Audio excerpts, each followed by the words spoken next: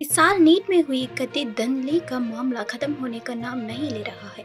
अब कुछ पीड़ितों ने न्याय की आस में देश की सर्वोच्च अदालत का दरवाजा खटखटा दिया है। सवाल है कि क्या मेडिकल एंट्रेंस एग्जाम नीट दुरुस्त तरीके से हुआ है।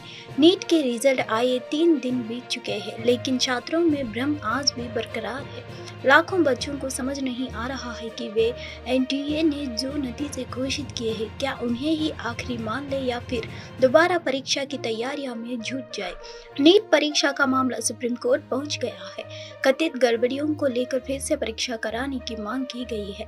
नीट यूजी परीक्षा को कराने वाली संस्था है नेशनल टेस्टिंग एजेंसी की अपनी दलील है कि इस साल प्रश्न पत्र आसान दे दिया गया था और ज्यादा परिस्थितियों की परीक्षा में अपियर होने के कारण इस तरह के बड़े रिजल्ट आए, जिसमें बहुत सारे लोग टॉप कर गए हैं।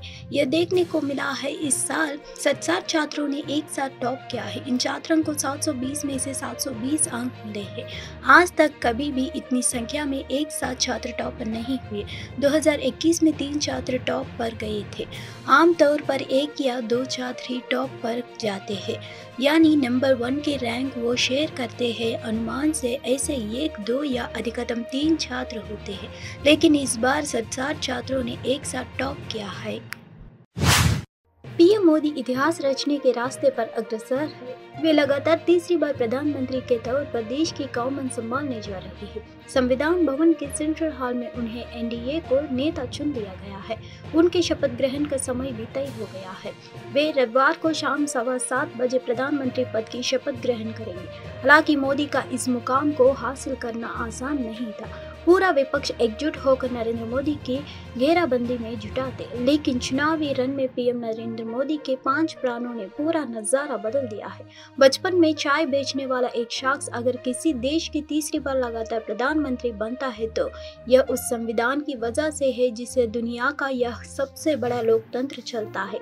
लेकिन भारत का यह संविधान ही इस चुनाव में विमर्श का एक मुद्दा बना रहा। दरअसल संविधान का सवाल चुनाव में विपक्ष की तरफ से एक चुनावी मुद्दा बना दिया गया था और उसकी असली वजह थी अब की बार 400 पार वाला नारा। लोकतंत्र में हर पार्टी अपने लिए ज्यादा से ज्यादा सीटों की चाहत रखती है, लेकिन बीजेपी के ही कुछ नेताओं के बयान से विपक्ष को बीजेपी पर हमला बोलने के लिए विपक्ष को मौका मिल गया है। उन नेताओं ने यह करना शुरू किया कि 400 से ज्यादा सीटें इसलिए चाहिए कि संविधान को बदलना है।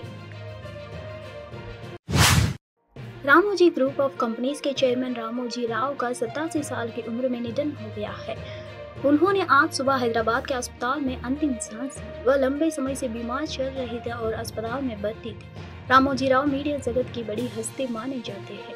वह रामोजी फिल्म सिटी और ईटीवी नेटवर्क के मालिक थे। साल 2016 में उनको पद्म विभूषण से भी सम्मानित किया गया था। 87 साल की उम्र में रामोजी राव का निधन। जानकारी के मुताबिक रामोजी राव को उनको हाई ब्लड प्रेशर और सांस फूलने की दिक्कत के बाद 5 जून को हैदराबाद के एक अस्पताल में ले भर्ती कराया गया था। उनके निधन पर सीनियर बीजेपी नेता जी किशन रेड्डी ने शोक जताया है। उन्होंने एक्स पर ट्वीट कर लिखा, श्री रामोजी राव गुरु के निधन से दुखी हूँ। तेलुगु मीडिया और पत्रकारिता में उनका उल्लेखनीय योगदान सराहनीय है। उनके परिवार के सदस्यों के प्रति मैं गहरी संवेदना जताता हूँ। रामोजी राव एक इंडियन फिल्म प्रोड्यूसर और production company Usha Kiran movies के हेड थे। उनको चेरुकुरी रामोजी राव के नाम से भी जाना जाता है। वह दुनिया की सबसे बड़ी film production facility Ramoji film city के मालिक थे। सिनेमा जगत में अहम योगदान के लिए उनको नेशनल अवार्ड और फिल्म फेयर अवार्ड से भी नवाजा गया था। कांग्रेस नेता जयराम रमेश ने कहा कि पार्टी के अंदर एक धड़े का मानना है कि राहुल गांधी को लोकसभा में पार्टी और विपक्ष के नेता का पद संभालना चाहिए, जिस पर भी बैठक में चर्चा होगी। कांग्रेस कार्य समिति की बैठक में लोकसभा चुनाव के नतीजों पर विचार विमर्श के साथ आगे की रणनीति तय की जाएगी। होटल अशोक ने शनिवार सुबह 11 बजे CWC के बैठक में पार्टी अध्यक्ष मल्लिकार्जुन खड़गे, सोनिया गांधी, राहुल गांधी, प्रियंका गांधी वड्रा समेत अन्य सदस्य शामिल होंगे। बैठक में कांग्रेस विधायक दल के नेता और विभिन्न राज्यों के प्रदेश कांग्रेस कमेटी के अध्यक्ष पार्टी के प्रदर्शन का विश्लेषण करेंगे और संगठन को मजबूत करने के उपाय सुझाएंगे। पार्टी कांग्रेस अध्यक्ष करगे होटल अशोक में सभी CWC सदस्यों और पार्टी सांसदों के लिए रात्रि भोज की मेजबानी करेंगे। कांग्रेस नेता जयराम रमेश ने सोशल मीडिया पोस्ट में बताया कि कांग्रेस लोकसभा में दूसरी सबसे बड़ी पार्टी बनकर उभरी है, जिसने 2019 के चुनाव में अपनी सीटों की संख्या 52 से बढ़ाकर 99 कर ली है। पार्टी के अंदर एक धड़े का मानना है कि राहुल गांधी को लोकसभा में पार्टी और विपक्ष के नेता के पद संभालना चाहिए, जिस पर भी बैठक में चर्चा होगी। बैठक में सोनिया गांधी को फिर से कांग्रेस संसदीय दल का अध्यक्ष चुना जा सकता है। पार्टी सूत्रों ने बताया कि कांग्रेस लोकसभा में अपने नेता का नाम तय करेगी और राहुल गांधी के इस महत्वपूर्ण पद को संभालने की मांग उठने लगी है। राहुल गांधी ने वायनाड और रायबरेली दोनों सीट से लोकसभा चुनाव जीता था। मौसम विभाग ने बताया कि उत्तर पश्चिम मध्य प्रदेश व राजस्थान के ऊपरी वायुमंडल के चक्रवात बना हुआ है, जिससे अरब सागर से नमी लिए हवाएं बह रही है। इसके असर से 10 जिलों में बारिश व अधन की संभावना है। उत्तर भारत को 5 दिन अधन और गर्मी से राहत नहीं मिलने वाली है। राजस्थान में अधन से उखड़े पेड़ की चपेट में आकर मां बेटी की मौत हो गई। महाराष्ट्र में वर्ष जनित हादसों में 8 लोगों की मौत हो गई है। संपत्ति का भी भारी नुकसान हुआ है। वहीं मध्य प्रदेश के 10 जिलों में भी आंधी तूफान के साथ बारिश की चेतावनी दी गई है। दिल्ली के कुछ इलाकों में शुक्रवार को हल्की बारिश हुई। मौसम विभाग के अनुसार पूर्व भारत, उत्तर प्रदेश व पूर्वोत्तर मध्य प्रदेश में 5 दिन लू की संभावना है। उत्तर पश्चिम भारत में शनिवार और रविवार को तेज गरज के साथ बारिश हो सकती है। आंधी तूफान भी आ सकता है। हालांकि बीते 24 घंटे के दौरान इन राज्यों में तापमान में कुछ गिरावट आई, लेकिन पारा 42 से 44 डिग्री सेल्सियस के बीच बना रहा। उत्तर प्रदेश के उराई में अधिकतम तापमान 45.2 डिग्री दर्ज किया गया है। मौसम विभाग ने बताया कि उत्तर पश्चिम मध्य प्रदेश व राजस्थान के ऊपरी वायुमंडल के चक्रवात बना हुआ है, जिससे अरब सागर से नमी लिए हवाएं बह रही है। इसके असर से 10 जिलों में बारिश व अधन की संभावना है। वहीं केरल के 3 जिलों में भारी बारिश का ऑरेंज और 5 अन्य जिलों में बारिश का येलो अलर्ट जारी किया गया है। पीएम नरेंद्र मोदी के लगातार तीसरे शपथ ग्रहण को देखते हुए दिल्ली पुलिस ने रविवार से 2 दिन तक राष्ट्रीय राजधानी को उड़ान प्रतिबंधित क्षेत्र में घोषित किया है। पीएम मोदी के लगातार तीसरे शपथ ग्रहण को देखते हुए दिल्ली पुलिस ने रविवार से 2 दिन तक राष्ट्रीय राजधानी को उड़ान प्रतिबंधित क्षेत्र में घोषित किया है। इस दौरान paraglider, paramotors, hang glider, UAV, USA, hot air balloon, micro light aircraft और रिमोट से संचालित विमानों की उड़ान पर प्रतिबंध रहेंगे। लापरवाही पर कड़ी कार्रवाई की जाएगी। दिल्ली पुलिस आयुक्त संजय अरोड़ा ने निषेधाज्ञा का आदेश जारी करते हुए बताया कि ऐसी सूचना है कि भारत विरोधी कुछ आपराधिक, असामाजिक तत्व व आतंकवादी आम जनता, गणमान्य व्यक्तियों और महत्वपूर्ण प्रतिष्ठानों की सुरक्षा के लिए खतरा पैदा कर सकते हैं। उन्होंने बताया कि दिल्ली क्षेत्र को नो फ्लाइंग जोन घोषित करने के साथ इंदिरा गांधी अंतर्राष्ट्रीय हवाई अड्डे और अन्य संवेदनशील क्षेत्रों के पास ड्रोन और लेजर बीम गतिविधियों को रोकने के लिए भी निषेधाज्ञा लागू की जाएगी। बड़ी संख्या में दिल्ली पुलिस व सुरक्षा कर्मियों को तैनात किया जा रहा है। किसी भी अनाधिकृत वाहन को सुरक्षा क्षेत्रों में प्रवेश करने से रोकने के लिए गहन जांच की जा रही है। नरेंद्र मोदी के शपथ ग्रहण समारोह में कुल 8000 मेहमान शामिल हो सकते हैं। इस शपथ ग्रहण समारोह में दुनिया के कई शीर्ष नेता शामिल हो सकते हैं। अब मालदीव के राष्ट्रपति मोहम्मद मुइज़्ज़ ने भी प्रधानमंत्री के शपथ ग्रहण समारोह का निमंत्रण स्वीकार कर लिया है। नरेंद्र मोदी तीसरी बार कार्यकाल के लिए 9 जून को प्रधानमंत्री पद की शपथ लेंगे। प्रधानमंत्री का शपथ ग्रहण समारोह कई मायनों में बेहद खास होगा। इस समारोह में जहां एक तरफ दुनिया भर का शीर्ष नेता शामिल होंगे, तो वही सफाई कर्मी, ट्रांसजेंडर मजदूर भी इस ऐतिहासिक पल के साक्षी बनेंगे। नरेंद्र मोदी के शपथ ग्रहण समारोह में कुल 8000 मेहमान शामिल हो सकते हैं। इस शपथ ग्रहण समारोह में दुनिया के कई शीर्ष नेता शामिल हो सकते हैं।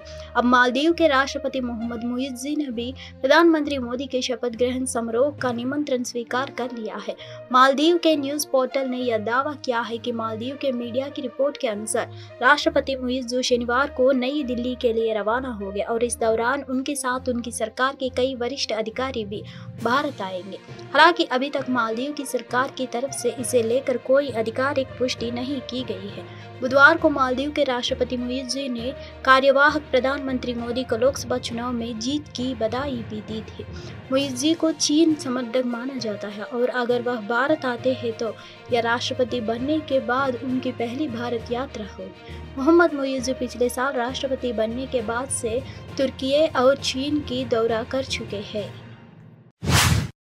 केंद्र में तीसरी बार सरकार बनने के लिए नरेंद्र मोदी रविवार को प्रधानमंत्री पद की शपथ लेंगे। इधर कांग्रेस खेमे में हलचल शुरू हो गई। कांग्रेस पार्टी इस बार मजबूत विपक्ष के रूप में अपनी भूमिका निभाने वाले हैं। शनिवार शाम को लोकसभा और राज्यसभा के पार्टी सांसदों की बैठक है।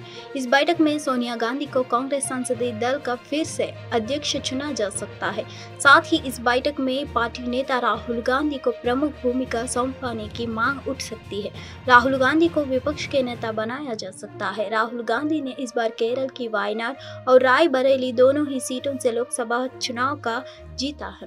लोकसभा में राहुल गांधी को विपक्ष के नेता बनाया जाए, इसके लिए आज शाम कांग्रेस को होने वाली मीटिंग में केसी वेणुगोपाल, मणिकम ठाकुर और गौरव गोगोई सहित पार्टी सांसदों द्वारा हाथ उठाकर यह मांग उठाए जाने की उम्मीद है।